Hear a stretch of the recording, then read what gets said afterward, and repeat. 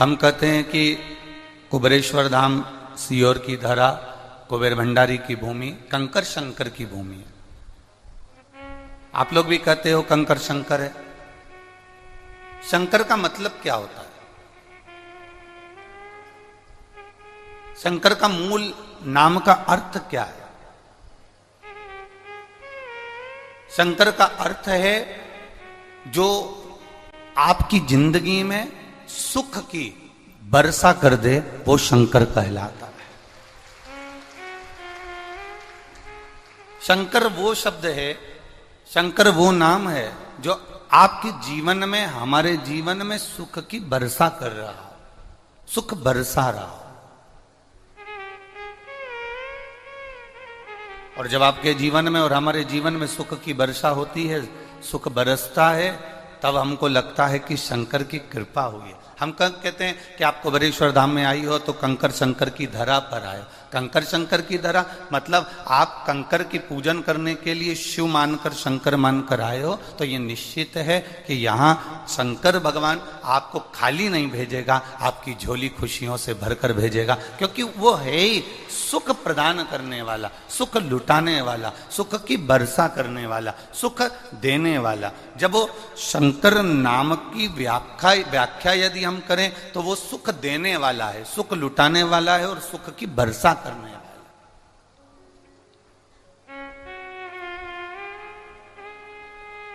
कितना कितना दूर से आप लोग आए हो।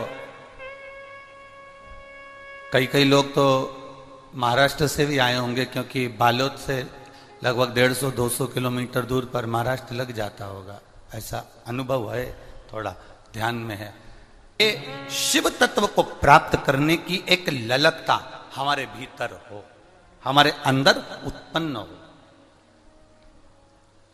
ये हमारे ऊपर निर्भर करता है कि हम किस तरह से कथा को अपने अंदर उतारें, हम किस तरह से समझें। एक ब्यूटी पार्लर वाली जीजी ने एक अच्छी बेचारी बई आई थी लड़की, उसको तैयार करा, उसका वो क्या बोलते हैं, बहुत सारा हल्दी चंदन लगा लगा के लेपन करके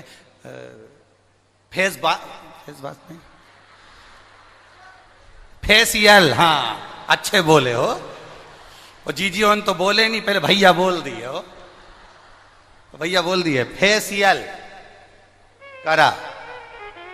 अब उसका फेसियल करा तो वो एकदम चमक गई जोरदार। उसने चमकते से ही कहा पार्लर वाली से, कितने साल से तुम्हारा पार्लर चल रहा है? उसने कहा 22 साल से। पर दिख तो नया रहा। नहीं, इसको खोला तो मैंने अभी 1.5 महीने पहले। अच्छा, पहली गिराक आप ही है। अच्छा, तो 22 साल से क्या करती थी? कुछ नहीं, 8 घर में जाती थी, बर्तन मांज के आती थी। सारे बर्तन इतने जोरदार चमकते थे, हमारी मालकिन हमेशा कहती तू बहुत जोरदार चमकाती है, कभी तो जिंदगी में एक आध पार्लर खोल लेगी ना तो सबके मुंडा को चमका देगी। बस पहली बार खोला और तुम्हारा चेहरा ऐसा चमकाया, तुम्हें कैसा लग रहा है? उसने कहा बताओ मैं क्या बर्तन जो तूने मुझे चमका दिया? तो ये जो समझना है हमारी बुद्धि से, हमारे विवेक से, ये जरूरी नहीं कि आप भगवान को ऊपर से रिझाओ, ये जरूरी नहीं कि हम भगवान को ऊपर से अपने चेहरा दिखाकर भगवान को रिझाया जाए। शिव महापुराण की कथा कहती है, जिस दिन दिल से आनंद के साथ आप देवाधिदेव महादेव को रिझाने का प्रयास करोगे, बाबा आपका ऊपर का पहनावा नहीं देखेगा, ऊपर का चेहरा नहीं देखेगा, और बाबा आपका हो जाएगा और आप बाबा के हो जाएगा। बाबा आपके हो गए, आप बाबा के हो गए। मत दिखावा नहीं है मेरे शिव के पास में, उनके पास में दिखावे का काम है ही नहीं।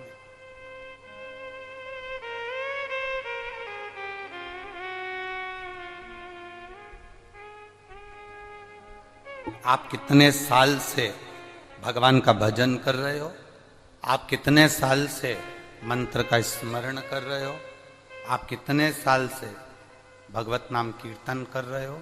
उससे मूलता नहीं है। मूलता ये है कि आप भगवान को रिझाए कितनी देर, आप भगवान को मनाए कितनी देर, कितना पल लगा आपको भगवान को मनाने में। हमारे यहाँ पहले के विवाह और आज के विवाह में अंतर होता है। पहले के विवाह जो होते थे, लड़की चाय की ट्रे लेकर आती थी, रखती थी, एक क्षण के लिए निकाह मिलती थी और विवाह पक्का हो जाता था। विवाह पक्का हो गया, 7 जन्म तक निपटा था।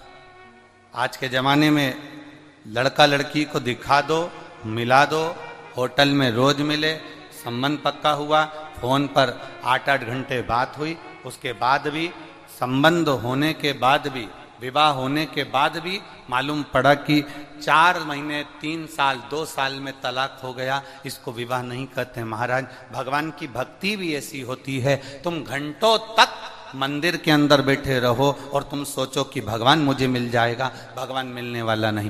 तुम गंगा के घाट पर घंटों तक बैठे रहो, तुम्हें लग जाए कि भगवान हमें मिल जाएगा, भगवान मिलने वाला नहीं। तुम नर्मदा जी के घाट पर घंटों तक बैठे रहो और तुम सोचो कि भगवान हमें मिल जाए, भगवान हमें नहीं मिलता। तुम सोचो कि मैं जंगल में जाकर बैठ जाऊं, घंटों तक वहीं पर बैठकर तप साधना करूं, भगवान मिल जाए, भगवान इससे नहीं मिलता। भगवान को पाने के लिए माला से ज्यादा मन की जरूरत पड़ती है। जितना हम मन से भगवान को रिझाने का प्रयास करते हैं, देवाधिदेव महादेव उतना हमारे करीब आता चले जाता है।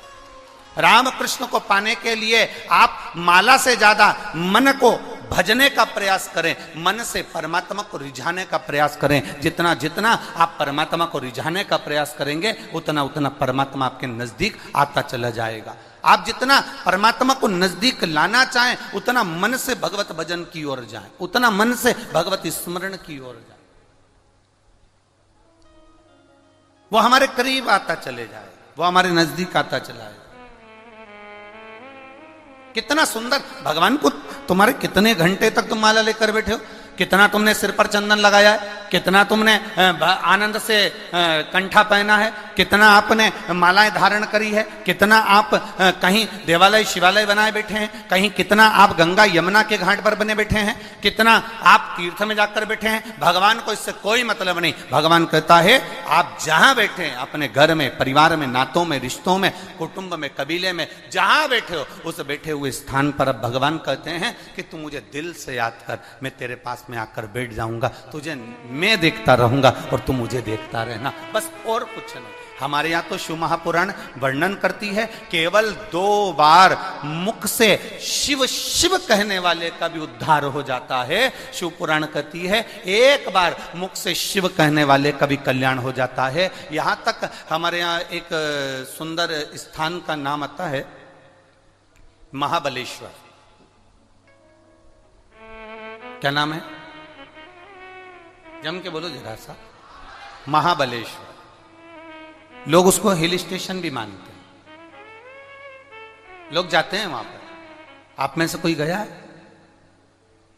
गए हो? हाँ जी, धर लो धर लो धर लो, ठीक है। लोग इसे हिल स्टेशन भी मानते हैं। वहां शंकर जी का एक मंदिर है।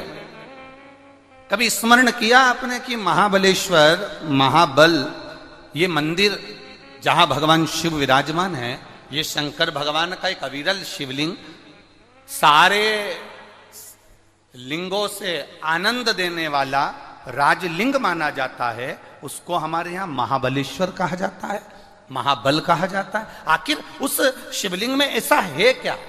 उस शिवलिंग के आनंद में ऐसा सुख क्या है?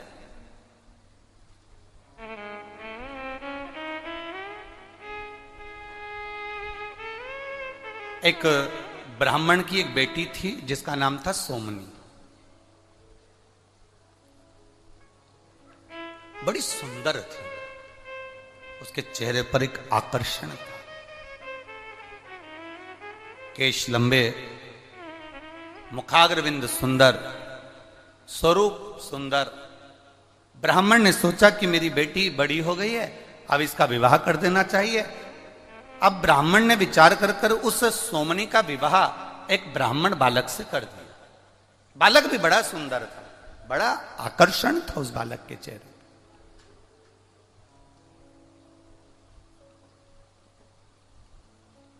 विवाह हो गया। केवल 3 वर्ष निकले थे, केवल 3 वर्ष। और 3 वर्ष निकलने पर ब्राह्मण को एक रोग लग गया। सोमनी के पति को एक रोग लग गया और सोमनी का पति वो रोग के कारणवश अपने प्राणों को त्याग दिया, मर गया, उसके प्राण छूट गए। अब सोमनी का पति मर गया, सोमनी ससुराल में रही। थोड़े दिन तक सोमनी ने अपने नियम को, व्रत को धारण किया, जो एक नारी को करना चाहिए वो नियम सोमनी ने धारण किया। उसके बाद सोमनी का मन ससुराल में लगा नहीं, वो अपने पिता के घर मायके चली गई और अपने पिता के घर में, अपने बाबुल के घर में वो रहने लगी। पर कुछ संगति व्यक्ति की बेकार हो जाती है तो अपना जीवन स्वयं बर्बाद कर लेती, अपना जीवन स्वयं बेकार। थी बड़ी सुंदर, चेहरे पर आकर्षण भी था, बड़ी सुंदरता उसके अंदर समाई हुई थी। अब सोमनी सुंदर थी, आकर्षण था, कुछ सहेलियों का साथ गलत का मिल गया और गलत का साथ मिलने पर वो व्यभिचारिणी हो गई, उसका विचार गलत हो गया, उसकी सोच गलत हो गई, अपने स्वरूप का गलत उपयोग करने लगी, अपनी सुंदरता का गलत उपयोग करती है और गलत उपयोग करते करते करते करते उसने अपने स्वरूप का गलत उपयोग करा और पर पुरुष को अपनी ओर आकर्षित करना और आकर्षित करना, उससे धन एकत्रित कर लेना, ये वो सोमनी करने लगी।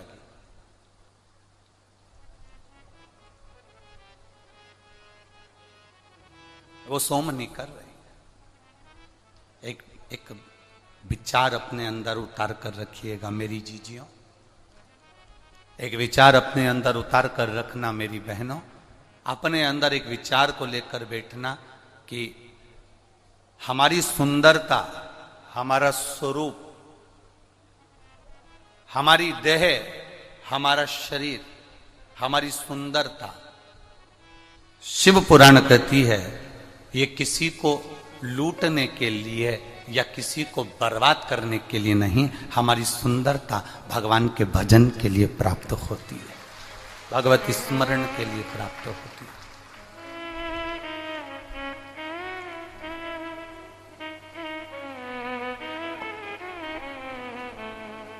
इससे हमें किसी को बर्बाद नहीं करना,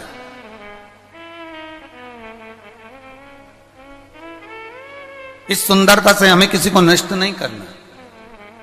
सोमनी ने अपनी सुंदरता का फायदा उठाया, पर पुरुष गमन करने लगी। समय आया, नगर के लोगों ने, गांव के लोगों ने सोचा ये नारी ठीक नहीं है, ये श्रेष्ठ नहीं है।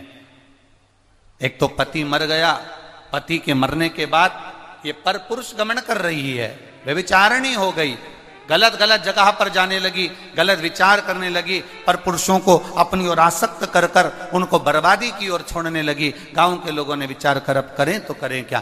गांव के लोगों ने ब्राह्मण से कहा आपकी बेटी के लिए हम क्या कहें, पिता का दोष क्या होगा उसमें, ये संगत का दोष होता है, गलत संगति अगर हमें मिली है तो उसका दोष हमारे ऊपर आ ही जाता है। तो बैठे हो, कोई 2 दिन पहले, कोई 1 दिन पहले आया होगा, पंडालों में आकर विचार, उसने अपनी बिछात करी, बैठा, विश्राम किया। 5 दिन आप बाबा की शरणागति में हैं, 5 दिन आप बाबा के चरणों में हैं, 5 दिन आप गलत विचारों से दूर हैं, 5 दिन आपको आपके घर का स्मरण नहीं है। घर वालों फोन भी लगाएंगे आपको तो इतना भीड़ होने के कारण आपका फोन नेटवर्क नहीं पकड़ेगा और फोन आपका लग नहीं पाएगा। इतना भीड़ होने के कारण ना तो फोन का नेटवर्क मिलेगा, ना आपकी घर पर बात होगी, ना कोई रिश्तेदार से बात होगी। अब आप अकेले हो और बाबा और आप श्री शिवाय नमस्तुभ्यम मुख से जपते रहो। भगवान जो प्रसाद आपको दे दे वो प्रेम से पाते रहो और भगवान की कथा का स्मरण करते रहो। 5 दिन आप अपने भीतर भगवत भजन को अंदर से उत्साहित कर रहे हैं, भगवत भजन को आनंदित कर रहे हैं। 5 दिन आप भगवान की अविरल भक्ति में डूबने का प्रयास कर रहे हैं।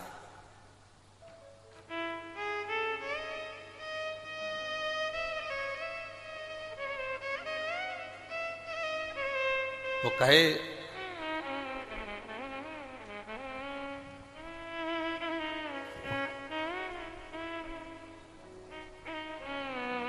वो आप लोग कहते हैं ना,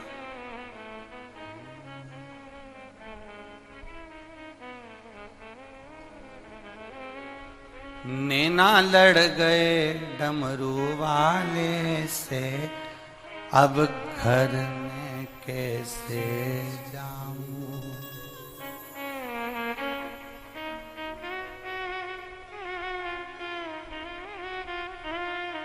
अब घर में कैसे जाऊं, अब मैं घर कैसे जाऊं।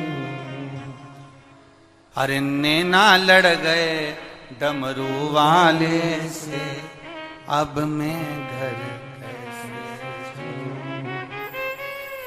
घर जाऊं तो मेरी सास लड़त है, घर जाऊं तो मेरी सास लड़त है। अब घर जाऊं तो जाऊं कैसे।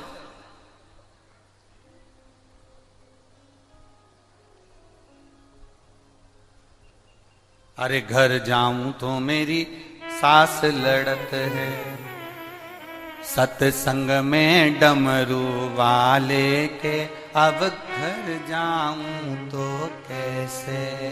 सत्संग में डमरू वाले के, अब घर जाऊं तो कैसे। नैना लड़ गए डमरू वाले से, कैसे घर जाऊं, कैसे पहुंचूं मैं।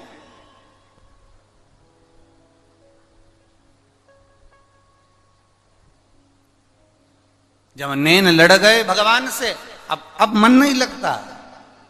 अरे घर जाऊं तो मुझे गर्मी लगत है। अब बोलो यहाँ इतनी धूप पड़ रही है, तुम लोगों को गर्मी लग रही है? बोलो बोलो, जम के बोलो जरा।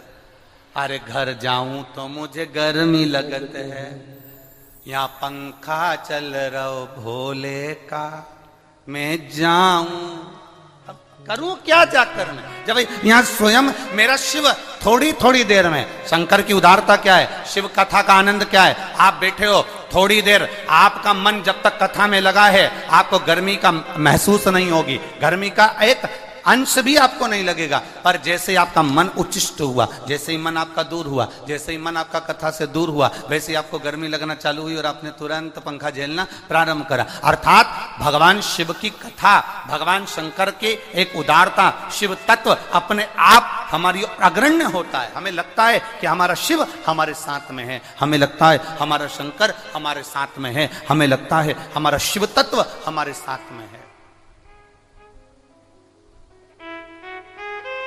अपने विचारों से दूर हो गए। ब्राह्मण से कहा, सोमनी के पिता से कहा, सुनो तुम उस सोमनी के पिता हो, तुम सोमनी के बाबू लो, पिता हो, हमारा निवेदन आप स्वीकार करेंगे। हम आपकी बेटी को अब यहां नहीं रख सकते अपने गांव में, हम आपकी बेटी को जंगल में छोड़ना चाहते हैं। ब्राह्मण पिता ने अपनी बेटी को जब जंगल में जाने की बात सुनी, नैनों से जल बह गया पिता के, और पिता के नैनों से जल बह रहा है, पिता के नैनों से जल गिर रहा है। जल बहता बहता गांव के लोगों ने पूछा, क्या आपको दुख हो रहा है, आपकी बेटी को हम जंगल में छोड़ने जा रहे हैं क्योंकि अपना गांव बेकार ना हो जाए। पिता ने कहा, समाज के लोग जो जाने वो करें, मना नहीं। मैं बेटी को एक बार समझाता हूं। बेटी को समझाने का प्रयास किया, बेटा सुनो, ये अपने विचारों को जरा बदलिए, गलत संगत को थोड़ा सा बदलिए। ए सोमनी, मेरी बेटी, तू ब्राह्मण की बेटी है, तेरा पति ब्राह्मण था, प्राण छोड़कर चले गया, तू सुंदर है, आनंदित है, हम मना नहीं करते, तू युवान है, हम मना नहीं करते, पर बेटी अपने जीवन को सही तरीके से जियो। जरूरी नहीं कि सुंदरता को किसी पर पुरुष को आसक्त करने में लगाया जाए। अगर भगवान ने मौका दिया है तो इस शरीर को परमात्मा के भजन में लगाया जाए तो वो श्रेष्ठता होगा। सोमनी समझ कहां रही है? सोमनी विचार कहां कर रही है? नहीं समझी सोमनी। गांव के लोग उसे जंगल में छोड़कर आते हैं ना, उससे पहले सोमनी ने विचार कर लिया कि मेरे पिता रोज मुझे ज्ञान देते हैं, रोज मुझे ज्ञान देते हैं। इससे पहले वाली कथा जो राजगढ़ में हो रही थी, हमने उसमें एक बात कही थी, ज्यादा भोजन किसी को दोगे वो छोड़कर चले जाएगा। ज्यादा प्यार, ज्यादा प्रेम आप किसी को दोगे वो छोड़कर चले जाएगा। ज्यादा ज्ञान आप किसी को दोगे वो छोड़कर चले जाएगा। एक मां अपने बेटे को अगर ज्ञान दे, क्या दिन भर घूमता रहता है, क्या दिन भर लगा रहता है, अरे बेटा बनो तो राम बनो, बनो तो श्रवण बनो। एक दिन बेटा भी मुख से कह देता है, मां क्या राम और श्रवण बनने की बात करती हो, कभी कभी तो कह दिया करो भगवान कृष्ण बनो, तुम राम और श्रवण बनने की बात करती हो। मां ने कहा बेटा मैं तुझे कृष्ण बनने को भी कह दूं, पर बात इतनी सी है, तो भगवान कृष्ण का चीर चोरी का स्मरण करेगा, तो भगवान का मक्खन चोरी का स्मरण करेगा, तो भगवान के उन लीलाओं का स्मरण करेगा। वो भगवान की लीलाओं को तू जानता नहीं है, तू भगवान की लीलाओं को समझता नहीं है, पर तू उनको गलत तरीके से विचार करेगा। इसलिए मैं तुझे कृष्ण बनने को नहीं, मैं तुझे राम बनने को, श्रवण बनने को कहती हूं। इतने में बेटे ने कहा मां मैं राम बनने को तैयार हूं। जैसे दशरथ जी ने अपनी सारी सत्ता राम जी को सौंपी थी, पापा जी से कही है तिजोरी की चाबी मुझे सौंप दे, बोलो पापा। इतने में तो मां ने झाड़ू उठाई और जो झाड़ना चालू करा। मां जब झाड़ती है ना, वो झाड़ना इतना प्रबल होता है कि अच्छा अच्छा जानिया भी नहीं झाड़ पाता, जिसके शरीर में भूत प्रेत आते वो भी नहीं झाड़ पाते, जो मां झाड़ देती है। पहले तो झाड़ती हाथ से नहीं है, पहले झाड़ती मुंडा से है, और मुंडा से भी बाद में झाड़ती है। पहले तो इतनी घूर के तो वो अगर अपने पति को भी देख ले तो वो भी झड़ जाए, तो झाड़ने की तो बात दूसरी जानी, घूर के देख ले बस। तुम देखना कहीं शादी में पति बड़े खुश होकर बात कर रहा हो अपने पुराने दोस्तों से या अपने पुराने दोस्त लोगों से, बहुत हंस के बात कर रहा, इतने में पत्नी बस वहां पर बफेट खा रही है, और घूर के देख ले। उतनी देर में तो पति भी, मैं अब भी आया, 2 मिनट में बस अब भी आया, गया, चले गया।